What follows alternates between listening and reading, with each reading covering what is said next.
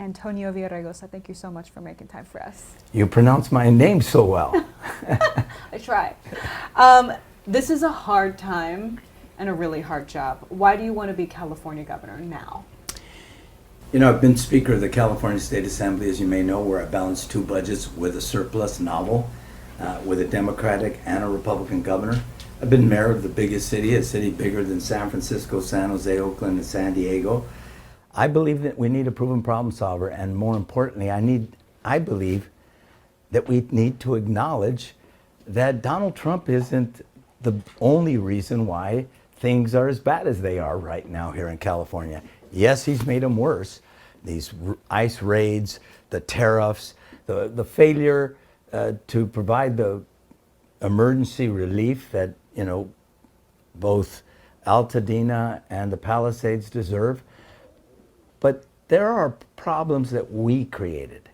And I've said, whether it's gas prices, utility costs, home prices, rent, homelessness, we've got to acknowledge those were Sacramento policies. It's not Donald Trump. And all you hear from Sacramento is that everything's on Donald Trump. Yeah, I mean, right now, one of the big state problems, a Sacramento issue, is this multi-state money problem that likely the next governor is going to have to deal with, putting the next state leader in a position where you might have to cut spending on some programs or raise taxes or a combination of both. What do you see a governor at Villaraigosa doing? Well, one of the things I've said, I'm a fan of Jerry Brown. Jerry Brown left us with a $300 billion surplus. The fact is, with the kind of economy we've had over the last years, the notion that we would have this many deficits, that we're looking at a deficit going into the next year, maybe will be saved by AI, I understand, but the LAO still says that we're looking at big deficits, maybe a $14 billion deficit instead of an 18 to 35 billion. What it says to me is that we're living beyond our means. You know, voters can't do that. California residents can't do that. Businesses can't do that. And it seems to me we need some grown-ups who are going to say to both Democrats and Republicans, we've got to cut our spending. We've got to live within our means. We don't have just a revenue problem. And what I've said is we have a revenue problem because we've had a spending one. Are there any programs, like off the top of your mind, that you could think of that you... Well, look, we can't keep our head in the sand and say there's no waste and fraud when you saw what happened to unemployment, when you saw what happened to hospice care. Just here in LA, one entity, $250 billion plus. We got to look at waste and fraud. We got to stop throwing money at the problem. Some things work. With homelessness, as an example, I think you talked about this. $24 billion we spent. Homelessness went up during that period. The LAO said there were two programs that worked, the rental assistance and temporary housing. We need to invest in what works and stop throwing money at what doesn't. So those are some of the things we're going to be looking at. There's others. There have been some expenses that have just ended up costing the state way more than they thought it would, including the expansion of Medi-Cal for lower income undocumented immigrants. Right now, that program is sort of stalling out. There's more than 1 million undocumented immigrants that are relying on that service right now. Governor Newsom is considering increasing their premium that they pay per month to get it. Others are, talking about potentially allowing more to join. Just what would you do with this program if elected governor? Well, one of the things I've been on record saying from the very beginning, I believe that healthcare is a right. It ought to be universal, high quality, and affordable. We've expanded healthcare, and that's an area where I give Governor Newsom high marks. What I've said is we already pay for the undocumented. It's called emergency care. And over time, you spend more on emergency care than you were if you were providing that care to the undocumented. We know that I did Healthy Families. Millions of kids got health care. They had to pay some. I think we need to look at that. I don't believe that we should deny the undocumented care. I do believe that we may have to charge people for that care. Okay. Another big expense, obviously, the amount of money that goes toward public schools. And right now, with teacher strikes and some of the issues that the unions have raised about teacher pay, but also coupled with some of the classroom performance issues we're seeing with students being unable to do basic science, math, and reading. I mean, how would you manage this as governor? The way I managed it when I was mayor, 1 out of 3 schools were failing when I became mayor. We had a 44% graduation rate. By the time I left, we increased that graduation rate by 60%. We went from 1 out of 3 failing schools to 1 out of 10. We focused on literacy. We focused on reading and math. We're number 1 in teacher pay. We're 21st in per pupil spending. We're in the mid-30s in reading and math in the 4th grade, behind Mississippi, by the way, and we're dead last in graduation rates. I have a record. When I was speaker and majority leader, I led the effort for class size reduction. I'm the author of the biggest school bond in history up till that time, a $9.2 billion bond to modernize and build new schools. We can't just throw money at the problem.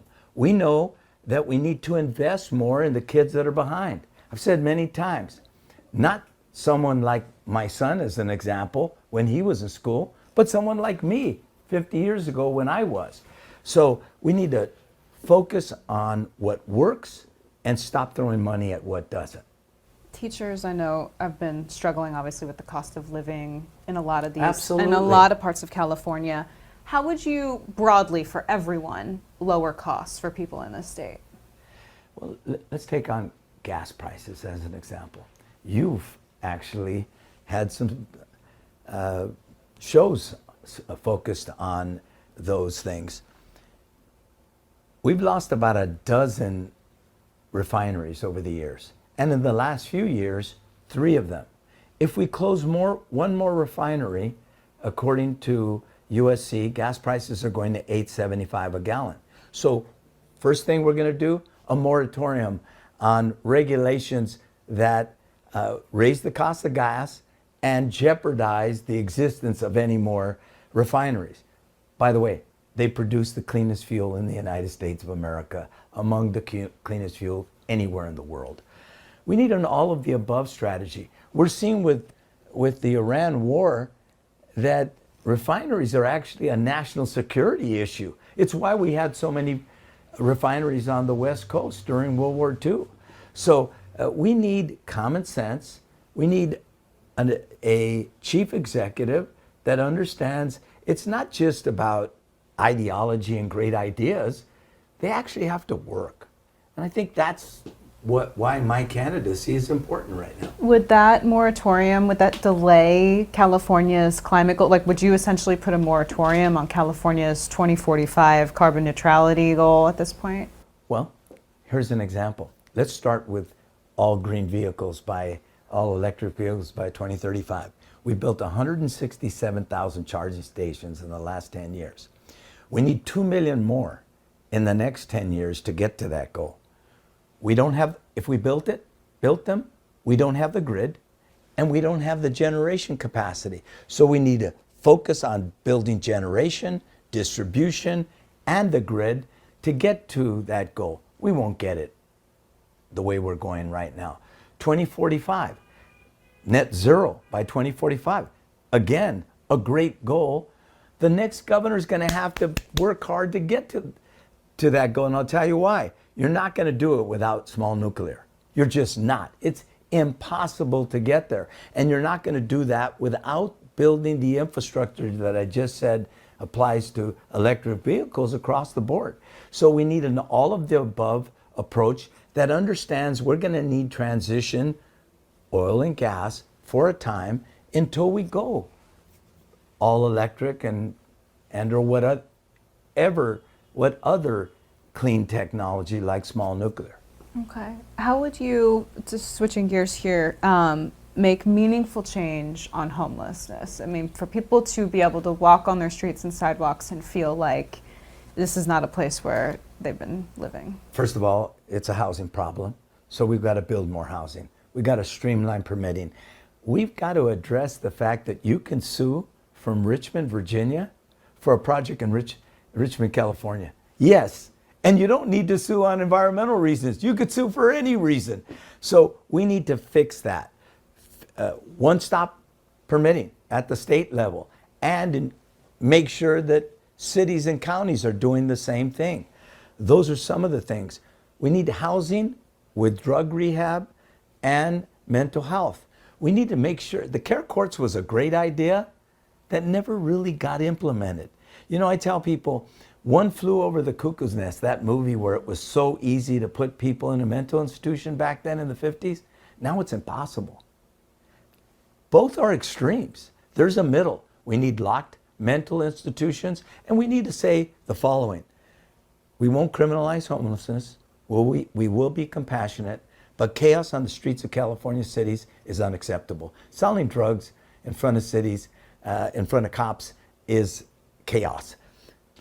Encampments in front of schools and parks is chaos when you know what neighborhoods they're going to be in. They're not going to be in the affluent neighborhoods of Land Park, as an example, or the fabulous 40s.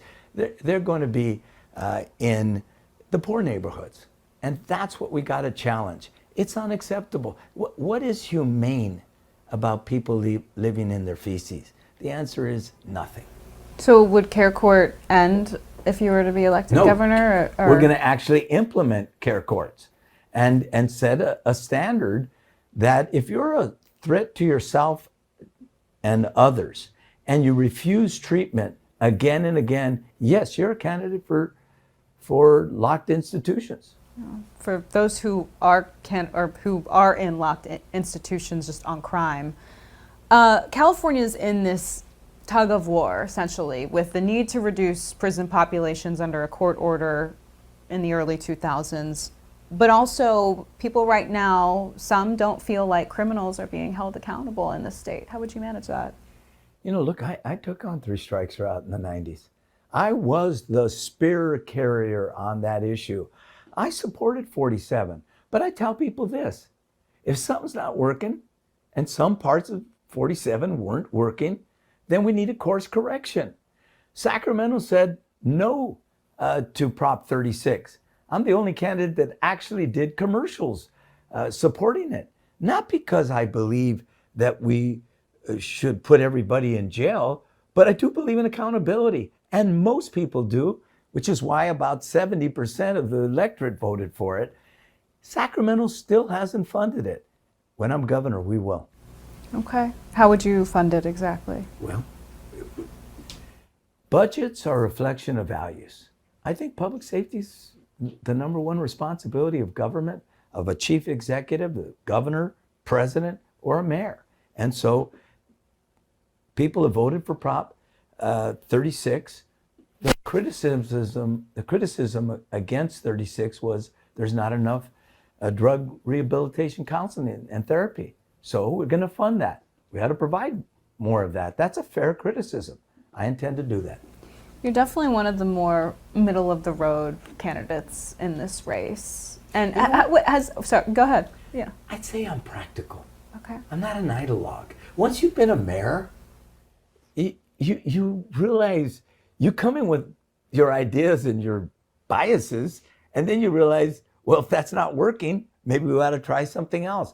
I don't think that's moderate. I don't think it's conservative. I don't think it's progressive. I think it's what you do when you're in these jobs. Is it hard? Do you feel like right now, like being a moderate it's hard to break through when we look at the polling numbers and everything? Legitimate question. Look, I think both me and Mahan have discussed maybe people aren't looking for common sense and a middle between Trump, MAGA politics, and what we got in, California. What I've said nationally, we're the piñata for the rest of the country when it comes to Democrats. They point to California and they say, look at this, look at, business leaving, look at the hundreds of thousands of people in the last year that have left this state, they're not all just the billionaires. They're actually middle-class people that can't afford rent, utilities, or gas. And they're moving on. And what I tell Democrats, when you lose the middle, and the middle are the people that work with their hands, the people that are working families and middle-class families. When you lose the middle, the way we have, to the right, you better look in the mirror, because there's something you're doing that's not working and doesn't make sense. In a primary, it may not be the right formula. We'll see. Yeah, we'll see. What keeps you motivated to stay in? That I relish being someone who's a truth teller. Who better to take on Donald Trump than somebody who came out of the civil rights movement, the labor movement? Who better to challenge right-wing MAGA policies than someone like me? At the same time, who better to challenge his own party than someone who's been speaker and a mayor? And there are a lot of things I realized that I voted for when I was speaker that I realized I wasn't for once I was mayor. Okay. And you said you were willing to be a one-term governor. Yeah, you know what I've said? Look, the reason why we're not taking a lot of these challenges on is, one, we have powerful interests in Sacramento, the way you do it in Washington, D.C. They're diametrically different interests, but powerful interests in Sacramento. And what I've said is, too many people are looking to the next job. So I've said, every day I serve, every decision I make will be based on doing the job, not keeping the job or looking for the next one. I want to be governor. I want to fix what's broken, and then I'll ride into the sunset. Okay. All right. On that note, what grade would you give Governor Gavin Newsom for his 2 terms as governor? Well, I think it depends on what. So as an example, I'd give him a D- on affordability. I'd give him an A on universal health care and the way he expanded health care. I'd give him a D on gas prices. But I'd give him an A- on what he's done for early kindergarten, pre-kindergarten. I think he's done some good things. But I've also been willing to say that he's wrong on issues, where we disagree. Different than some candidates who all of them give him an A or refuse to answer. I think he's done some things right and some things wrong. Okay. How would you describe California under a Governor Villaraigosa? I'd describe a California that'll be stronger and better than when I found it. A California where our kids can buy a home again, and we can afford rent, gas, and utilities. I should have said 3 words. Three words? 3 words to describe California. Stronger, better, brighter. All right. Mr. Villaraigosa, thank you so much for your time. Thank you. Thank you. Appreciate it.